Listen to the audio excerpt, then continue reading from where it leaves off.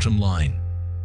Hello, and welcome to the Payments Podcast. I'm Owen McDonald, and I'll be your host as we investigate how Chief Information Officers, or CIOs, are changing, now contributing in ways outside of their traditional remit, because business itself is transforming so rapidly.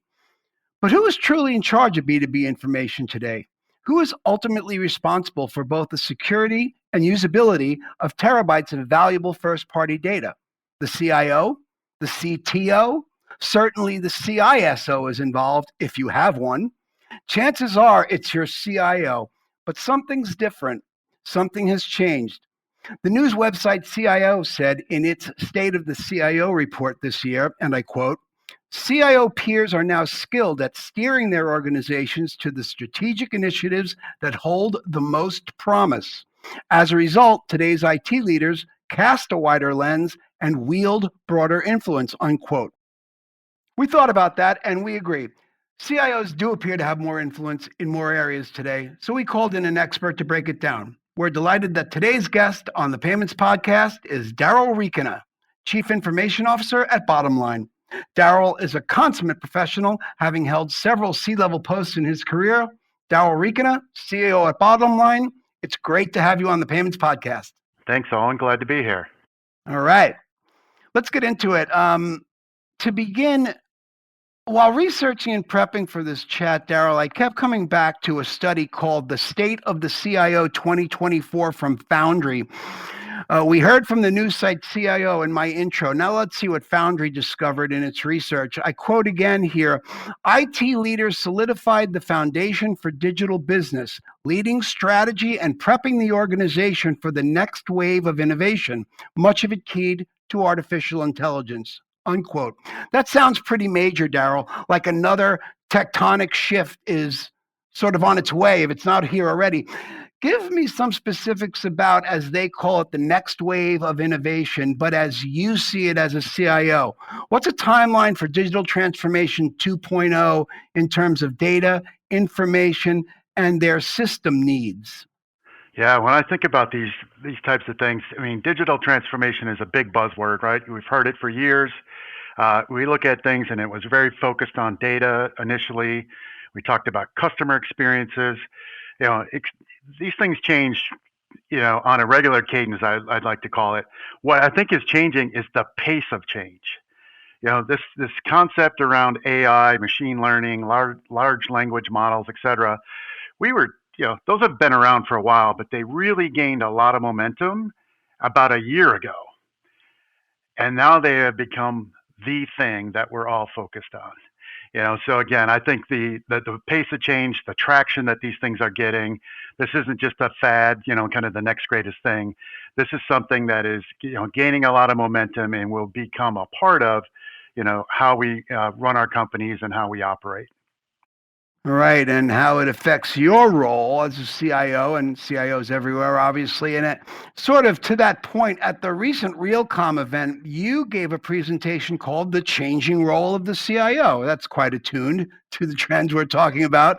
And when we spoke previously, you noted that CIOs are now covering a lot more ground because the job has changed. It's a bit of what the Chief Technology Officer has historically done, a little of what Chief Customer Officers have typically done. It's not that CIOs are taking on those roles, but rather roles involving data management seem to be melding in new ways. What are some advantages and disadvantages of doing it this way, hypothetically? You've spoken, for example, of, quote, the trusted ally persona as the best kind of CIO. Explain that, Darrell, and how it applies here. Yeah, sure. As you think about the role of the CIO, I think historically, we've always been fighting for a seat at the table and being a part of the business. I think we're well past that in this day and age. We absolutely have a seat at the table. It's no longer, business versus technology. It's all one and the same. How we go to market, what we build into our products, how we run our companies. Technology is an enabler and an underlying factor in all of those different elements.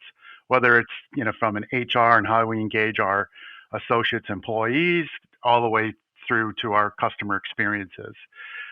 So, the thing we always talk about is, what does it mean to be CIO? And different companies, there's different titles. You may have a chief technology officer, you may have a chief digital officer, chief transformation officer, chief innovation officer. The list goes on and on and on.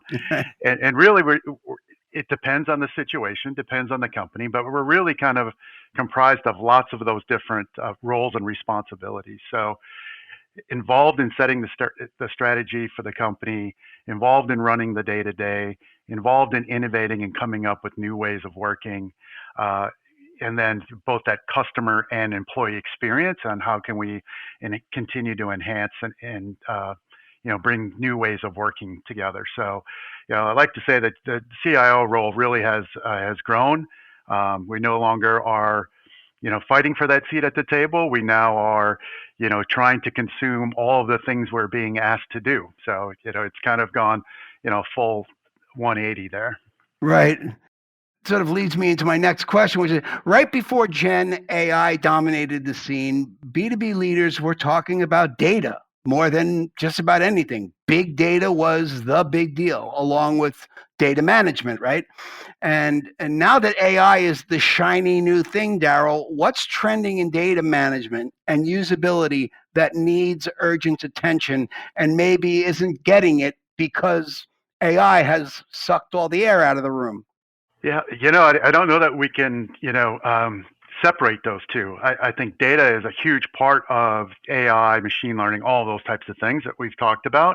Um, but data today is almost an expectation or table stakes. So having good data governance and data practices are inherent in a requirement, so to speak, of doing some of this newer innovation and new technology. So, those are the best practices. Those are the things that you need to make sure that we're doing in order to be successful as we take on new technologies and new things like AI. You have to continue all of the work that you're doing around data cleansing, data governance, data management, the stewardship of that data. The age-old concept around garbage in, garbage out continues. And it's just done on a grander scale. And again, the pace at which we're consuming and absorbing and processing data has increased as well. So all of those kind of fundamentals are important as you take these things on. Right.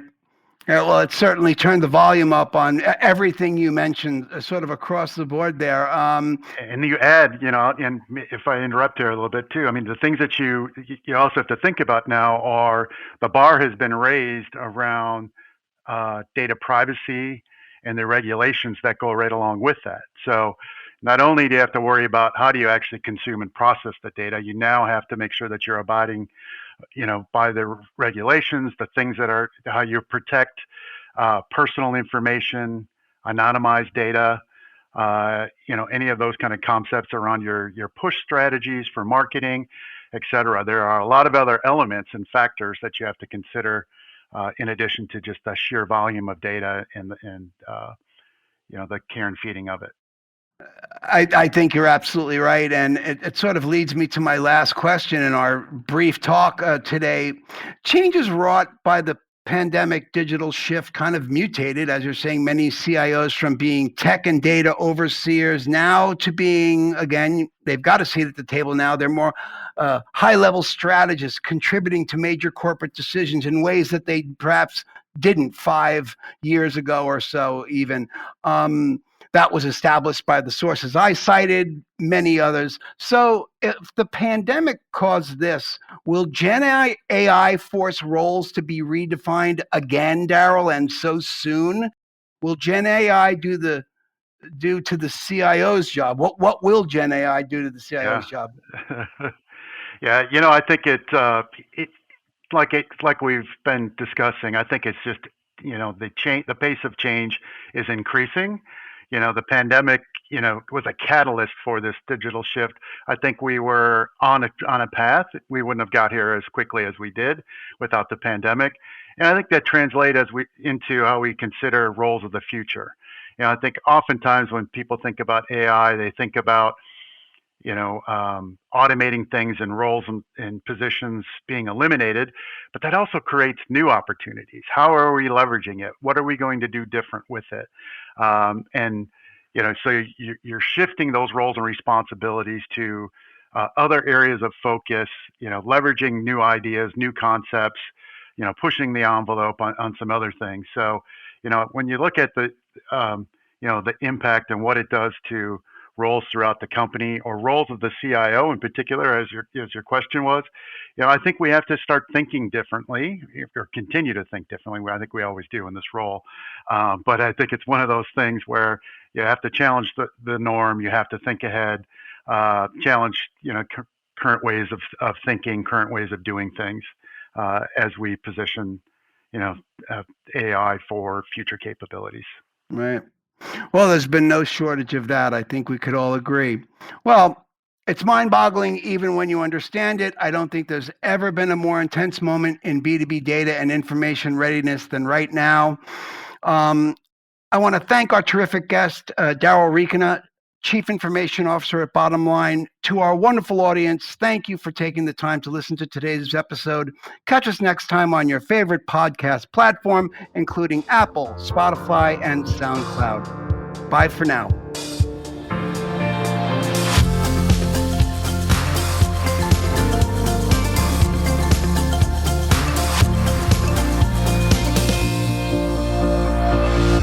The Payments Podcast from Bottomline.